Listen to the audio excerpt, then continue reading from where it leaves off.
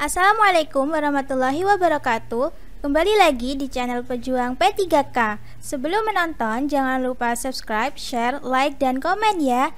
Langsung saja kita simak videonya.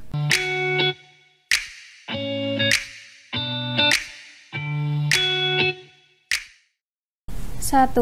Seorang G2P1A0 hamil 9 bulan datang setelah mengalami kontraksi teratur selama 20 jam.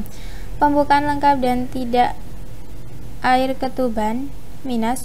Setelah mengejan selama 2,5 jam, bayi belum juga lahir.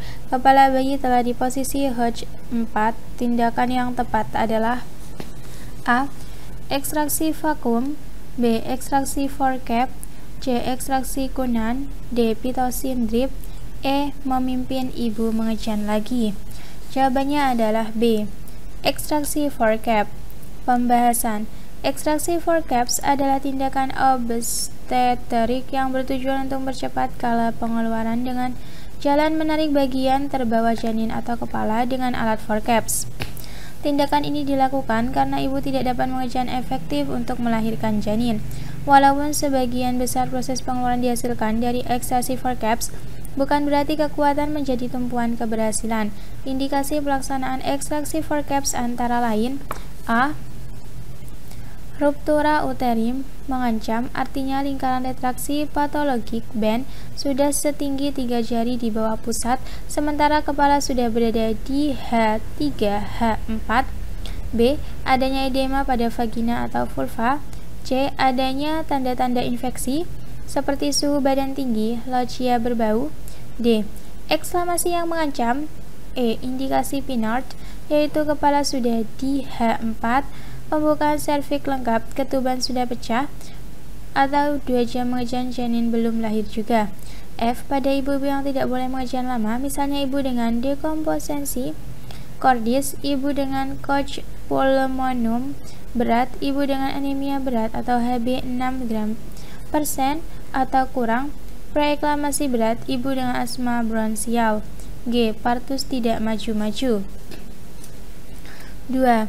Berikut ini yang merupakan metode kuantitatif untuk menilai status gizi melalui survei konsumsi pangan adalah metode A. Dietary history, B. Food frequency, C. Food weighing, D. Food list, E. Food account. Jawabannya adalah C. Food weighing. Pembahasan. Metode pengukuran konsumsi pangan berdasarkan jenis data yang diperoleh antara lain: A. Metode kualitatif meliputi metode frekuensi makanan atau food frequency, metode dietary history, metode telepon, dan metode pendaftaran makanan. B. Metode kuantitatif meliputi metode recall 24 jam, perkiraan makanan atau estimated food records, penimbangan makanan atau food weighing, metode dan food account. Metode inventory method, pencatatan atau household food record. C. Metode kualitatif dan kuantitatif antara lain metode recall 24 jam dan metode riwayat makanan atau dietary history. 3. Pelayanan kesehatan bersifat heterogen, bertujuan memelihara, memperbaiki, memulihkan kesehatan fisik dan jiwa seseorang. Pelayanan kesehatan sulit diukur secara kuantitatif. Berikut yang tidak termasuk karakteristik kasus pelayanan kesehatan adalah integibility, B. Inseparability, C. Inventory, D. Inconsistency, E. Variability. Jawabannya adalah E. Variability. Pembahasan. Pelayanan kesehatan bersifat heterogen, bertujuan memelihara, memperbaiki, memulihkan kesehatan fisik dan jiwa seseorang. Pelayanan kesehatan sulit diukur secara kuantitatif. Beberapa karakteristik khusus pelayanan kesehatan: A. Intangibility, pelayanan kesehatan tidak bisa dinilai oleh panca indera. B. Inseparability, pelayanan kesehatan terjadi secara simultan atau bersama. C. Inventory, pelayanan kesehatan tidak bisa disimpan untuk digunakan pada saat dibutuhkan oleh pasien nantinya. D. Inkonsistensi komposisi dan kualitas pelayanan kesehatan bervariasi. Perencanaan kesehatan harus berdasarkan kepada pandangan yang realistis terhadap tersedianya sumber daya. 4. Tiap obat yang berbeda akan memunculkan gejala overdosis yang berbeda pula. Gejala dosis obat berlebihan pada pasien pengguna obat-obatan antidepresan adalah A. Bibir membiru, B. Halusinasi, C. Paranoid, D. Kulit berkerut, E. Kejang-kejang. Jawabannya adalah A. Bibir membiru. Pembahasan. Tiap obat yang berbeda akan memunculkan gejala overdosis yang berbeda pula. Gejala dosis obat berlebihan yang spesifik sesuai jenis obatnya adalah A. Antidepresan, pupil mata melebar, napas pendek, nadi lemah atau cepat, kulit berkeringat, bibir atau ujung-ujung jari membiru, tungkai kaki dan kaki terkulai, disorientasi, tidak merespon rangsangan, dan koma. B. Halusinogen, delusi atau waham, halusinasi, kejang hingga tidak sadarkan diri. C. Inhalansia, kejang dan tidak sadarkan diri hingga bisa menyebabkan kematian.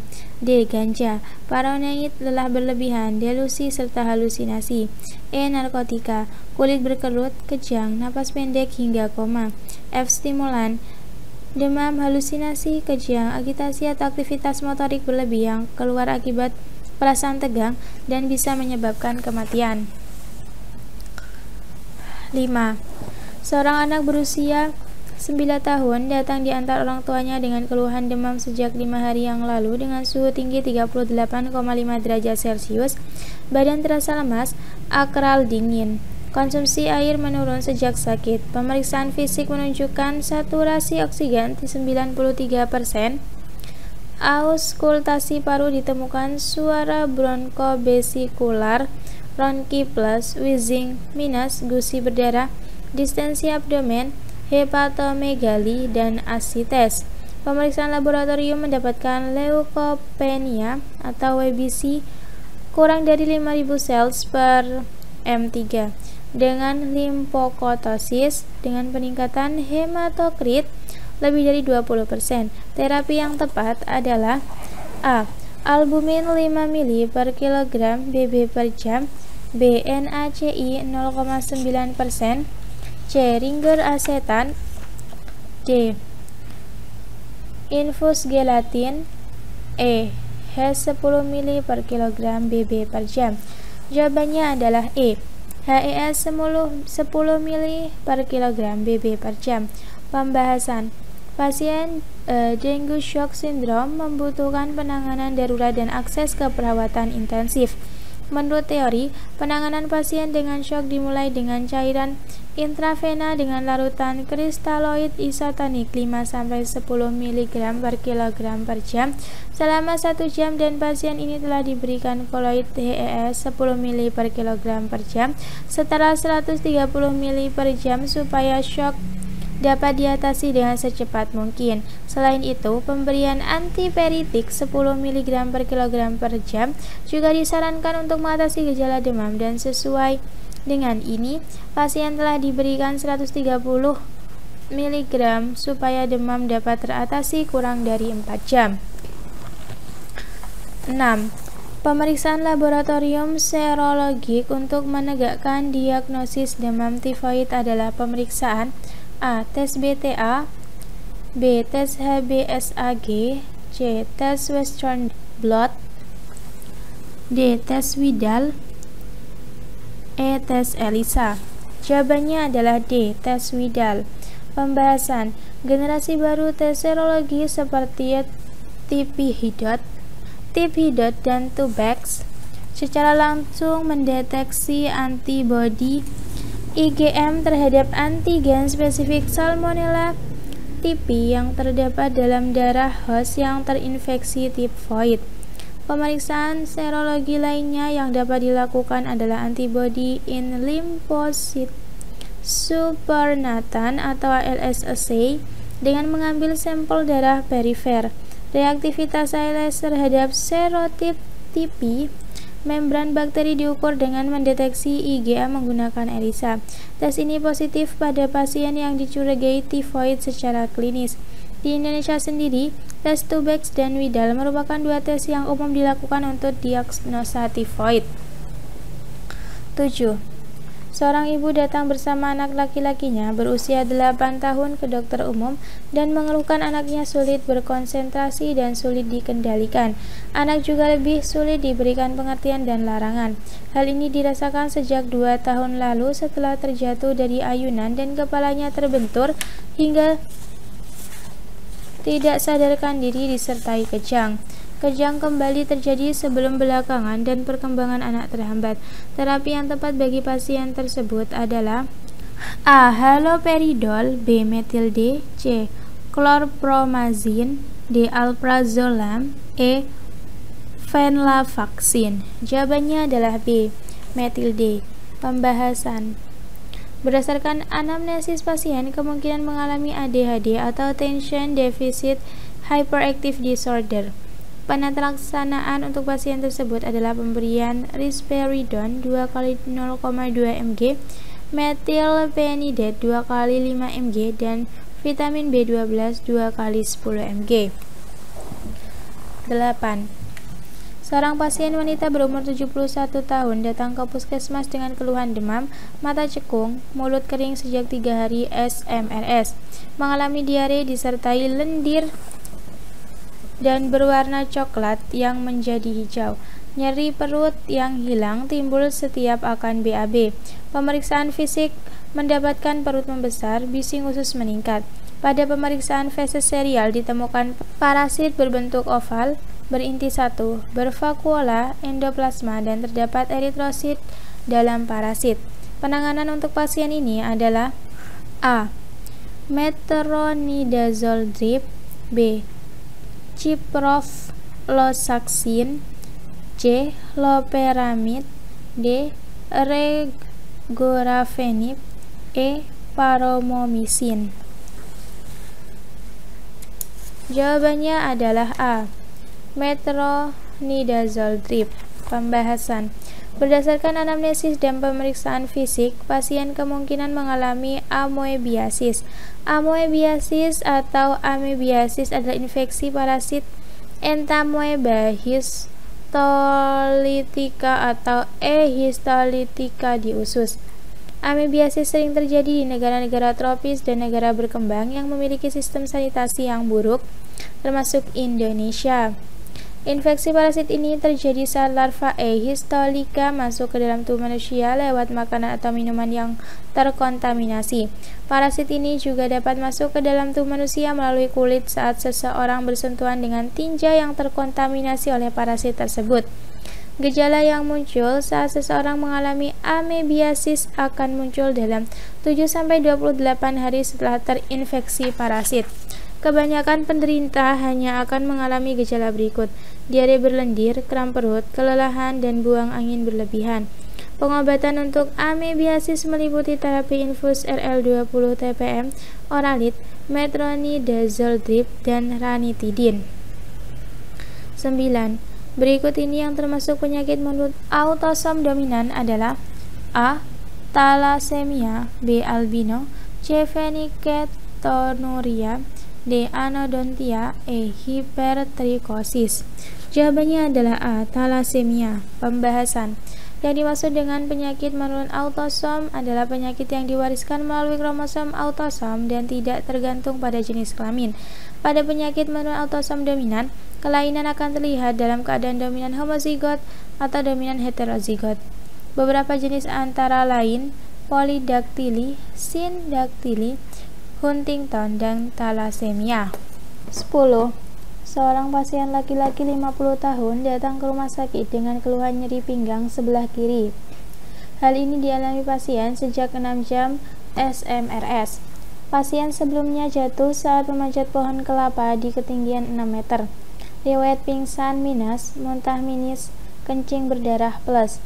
Tindakan yang tepat pada kasus di atas adalah A. Pemberian alfa agonis, B. Pemasangan CVP, C. Transfusi darah, D.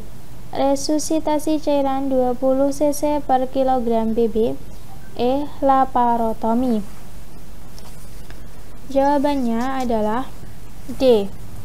Resusitasi cairan 20 cc per kilogram BB. Pembahasan. Berdasarkan anamnesis, pasien didiagnosa mengalami trauma tumpul abdomen.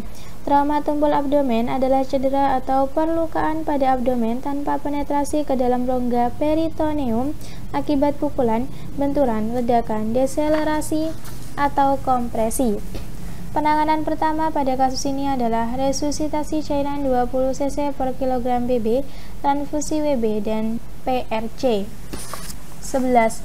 Obat OAT yang dapat menimbulkan warna kemerahan pada urin adalah A. INH, B. Rifampicin, C. Pirasinamid, D. Streptomycin, E. Ethambutol. Jawabannya adalah B. Rifampicin. Pembahasan. Efek samping obat OAT dan penata pelaksanaannya. A. INH, neuropati perifer atau kesemutan sampai rasa terbakar di kaki dapat dicegah dengan pemberian vitamin B6 atau pyridoxine 100 mg per hari. Hepatotoksik. B. Rifampicin, tidak ada nafsu makan, sakit perut, warna kemerahan pada urin, hepatotoksik. C. Pirasinamid, nyeri sendi dan asam urat. D. Streptomycin, nefrotoksik, gangguan pendengaran, gangguan keseimbangan. E. Ethambutol, gangguan penglihatan. 12. Titik tolak perhatian pelayanan kesehatan kuratif adalah A. Manusia yang kesehatannya terganggu. B. Gaya hidup manusia untuk memperhatikan kesehatan. C. Lingkungan hidup bersih untuk mengurangi gangguan kesehatan. D. Memungkinkan masyarakat untuk meningkatkan pengendalian terhadap kesehatan. E. Lingkungan kumuh yang rentan terdampak epidemi. Jawabannya adalah A. Manusia yang kesehatannya terganggu. Pembahasan. Pelayanan kesehatan dibagi menjadi 4, yaitu promotif, preventif, kuratif, dan rehabilitatif. A. Tindakan promotif atau memelihara dan meningkatkan adalah tindakan kesehatan yang bertujuan mengupayakan masyarakat sehat optimal. Contoh tindakan promotif adalah dengan memberikan penyuluhan kesehatan kepada masyarakat. Contoh membiasakan diri cuci tangan sebelum makan, inisiasi menyusui dini. Hal-hal seperti ini yang seharusnya digalakkan oleh para kandidat kelak. B. Tindakan preventif atau mencegah adalah mencegah jangan sampai terkena penyakit atau menjaga orang yang sehat agar tetap sehat. Contohnya adalah dengan memberikan vaksin. C. Tindakan kuratif atau mengobati adalah proses penyembuhan, dan rehabilitatif adalah proses pemulihan agar yang sakit bisa bugar dan melakukan aktivitas sehari-hari kembali. Titik tolak dari tindakan ini adalah para penderita atau orang yang sakit. D. Tindakan rehabilitatif adalah upaya untuk mengembalikan bekas penderita ke dalam masyarakat sehingga dapat berfungsi lagi sebagai anggota masyarakat yang berguna untuk dirinya dan masyarakat semaksimal mungkin sesuai dengan kemampuannya. 13. Seorang pasien laki-laki 42 tahun mengeluhkan luka sariawan pada bibir kemaluan sejak 3 minggu. Awalnya, luka seperti jerawat kecil-kecil yang lama-kelamaan pecah dan terasa perih dan gatal. Terkadang keluar darah. Pasien juga mengeluhkan bahwa luka tersebut pernah membengkak dan teraba panas. Juga perih saat berkemih dan saat membersihkan kemaluan dengan air. Pemeriksaan fisik mendapatkan RD 120/90 mmHg, denyut nadi 90 kali per menit, denyut nadi 94 kali per menit. Pemeriksaan tes PCR non-reaktif pada region labium mayor dan minor vagina extra dan sinistra.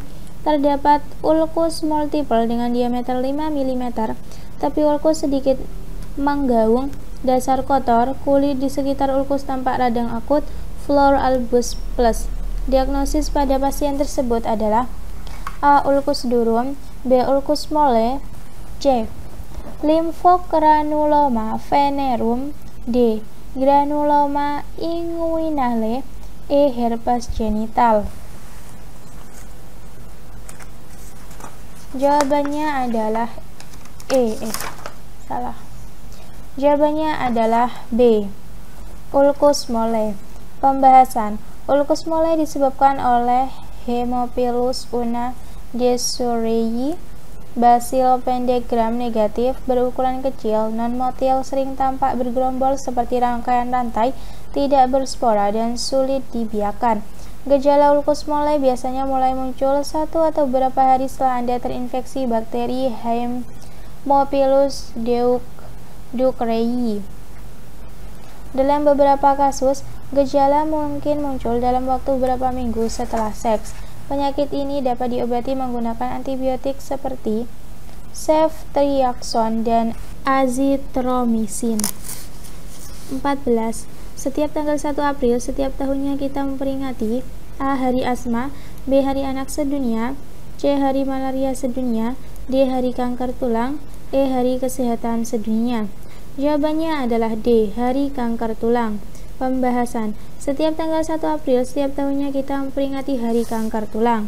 15. Masalah strategis SDM kesehatan yang dihadapi dewasa ini dan masa depan adalah sebagai berikut, kecuali A. Masih belum terpenuhinya SDM kesehatan di daerah terpencil, perbatasan, dan kepulauan serta daerah bermasalah kesehatan.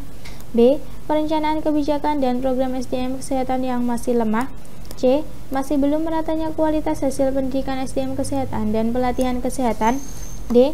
Masih terbatasnya jenjang karir, sistem penghargaan, sanksi, dan regulasi untuk mendukung SDM kesehatan.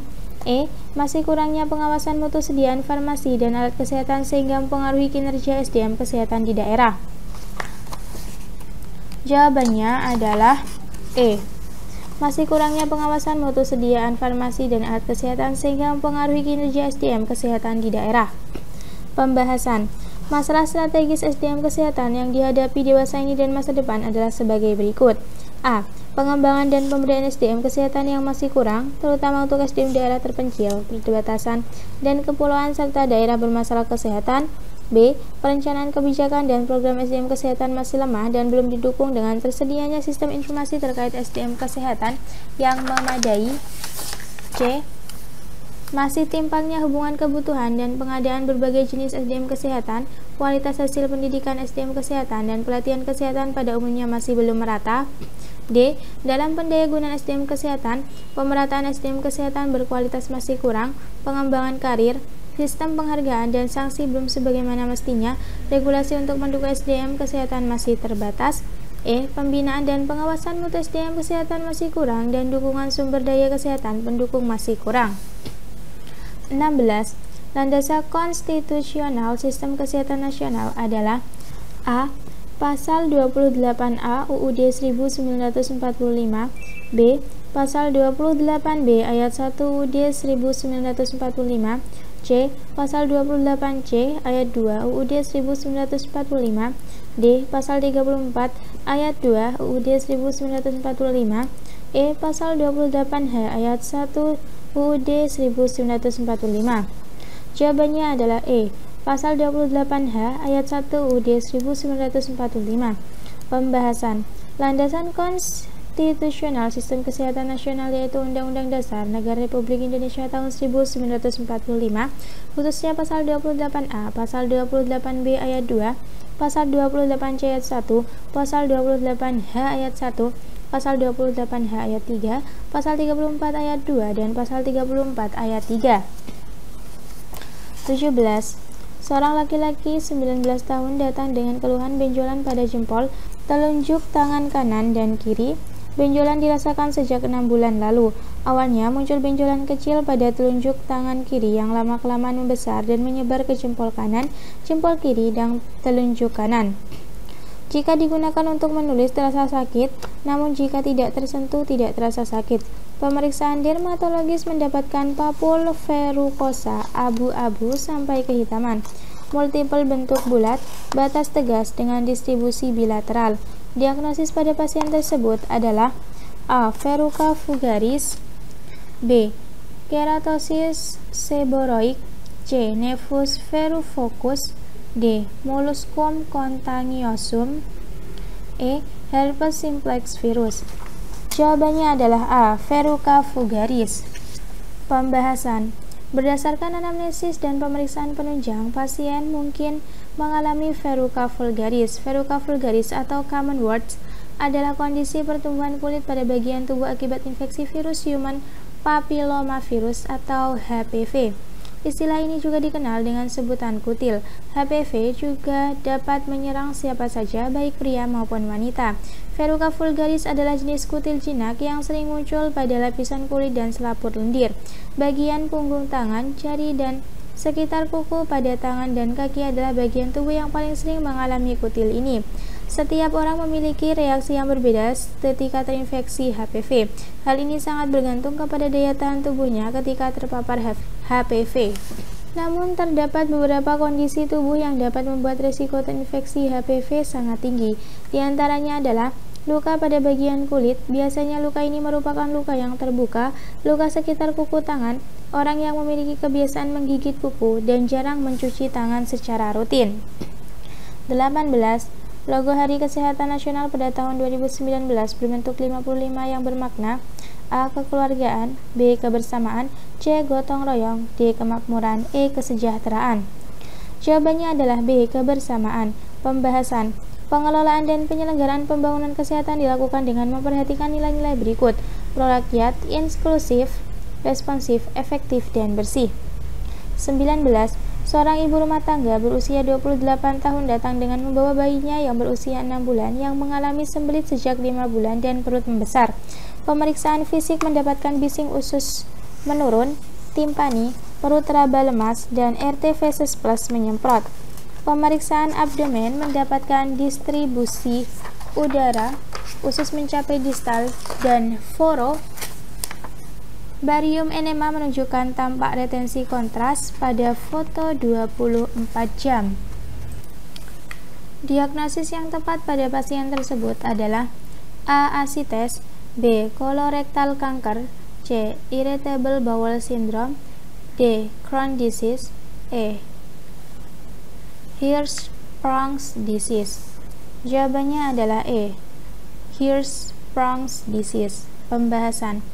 Berdasarkan anamnesis, pemeriksaan fisik, dan pemeriksaan penunjang pasien mungkin mengalami Hirschsprung's disease.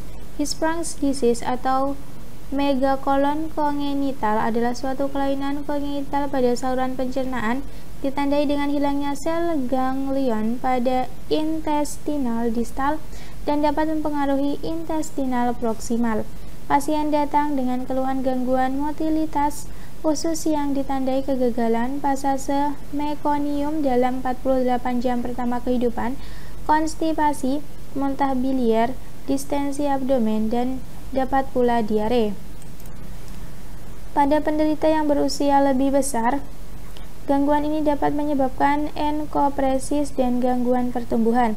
Selain bayi tidak BAB, di bawah ini adalah gejala lain penyakit Hirschsprung pada bayi baru lahir: muntah-muntah dengan cairan berwarna coklat atau hijau, perut buncit, rewel. Penata laksanaan Hirschsprung disease terbagi menjadi penata laksanaan awal dan definitif. Penata laksanaan awal bertujuan untuk stabilisasi kondisi pasien, sedangkan tata laksana definitif dilakukan dengan operasi. Terdapat 3 jenis teknik operasi, antara lain Swenson, Duhamel, dan Soave. Secara umum, operasi Hirschsprung disease memiliki prognosis yang baik, tetapi sebagian kecil penderita dapat mengalami gejala gastrointestinal, abses, enterokolitis, atau harus mengalami prosedur operasi ulangan. 20. Berikut ini yang merupakan tanda-tanda fisik yang dapat kita amati secara langsung pada pengguna narkoba adalah A. Daya ingat menurun, B. Suhu badan meningkat, C. Detak jantung meningkat, D. Rahang mulut kaku, E. Terdapat banyak luka jarum suntik di tangan. Jawabannya adalah E. Terdapat banyak luka jarum suntik di tangan. Pembahasan. Di antara pilihan jawaban yang ada, tanda-tanda fisik yang dapat dilihat dengan pengamatan langsung adalah terdapat banyak luka jarum suntik di tangan. Sementara, tanda-tanda klinis lain pengguna psikotropika adalah berat badan menurun, tubuh sering berkeringat, mulut sering kering, rahang mulut terasa kaku, detak jantung meningkat, suhu badan meningkat, mata sering berair, hilang nafsu makan, sering muntah-muntah, bicara sering tidak jelas atau pelo, bila berjalan sempoyongan, dan badan merasa terlalu lelah tapi sulit tidur. 21. Seorang anak laki-laki berusia 15 tahun dibawa ibunya ke rumah sakit dengan keluhan mual dan muntah. Keluhan juga disertai nafas cepat, lemas, bibir kering, penglihatan kabur, dan pusing sejak 2 hari lalu.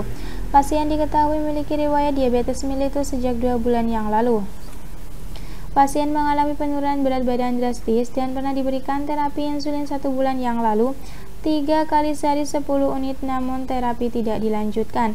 Pada pemeriksaan fisik didapatkan suhu tubuh 35,4 derajat Celcius, turgor kulit baik, jantung dan paru dalam batas normal, denyut nadi 60,4 kali per menit, tekanan darah 120/90, laboratorium Hb 14,0 gram per dI, leukosit 10.500 per UL, eritrosit 5,3 juta per UL, HT 40%, trombosit 231.000 per UL, glukosa 250 mg per dl, keton 300 mg per dl, SGOT 13, SGPT 8, GDS lebih dari 200 mg per dl.